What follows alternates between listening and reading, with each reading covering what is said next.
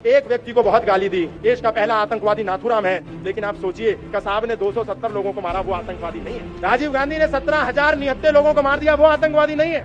नेहरू और जिन्ना ने एक दिन में लाखों लाख हिंदुओं को मार दिया, वो आतंकवादी नहीं है। अब्दुल राशिद ने स्वामी श्रद्धानंद को मार दिया, वो भी आतंकवादी नहीं है। लोधी ने हजारों लाखों हिंदुओं को मारा, वो भी आतंकवादी नहीं है। लोधी के नाम पर लोधी रोड पर देश के जितने भी मंत्री हैं, जितने भी सांसद हैं, लोधी रोड पे रहते हैं। औरंगजेब जिसने 40 लाख हिंदुओं को मारा, उसी औरंगजेब के नाम पर पिछले 60 साल से दिल्ली में ही औरंगजेब के नाम पर रोड थी, वो भी आतंकवादी नहीं है। अकबर के नाम से जिसने 30,000 हिंदुओं को मार दिया, इस देश में आज भी रोड है, वो भी आतंकवादी नहीं है। नाथूराम गॉडसे ने एक गद्दार व्यक्ति को, भारत के शत्रु को मार दिया, नाथूराम गॉडसे आतंकवादी हो गया, वो भी कारण से मारा।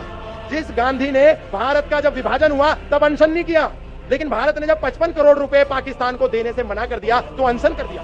एक तरफ लाखों लाख लोग मरमर के पाकिस्तान से ट्रेन में काट के भर करके भारत भेजे जा रहे थे, उस समय देश का तथाकथित राष्ट्रपिता उनको 55 करोड़ रुपए देने के लिए अनशन पर बैठा था।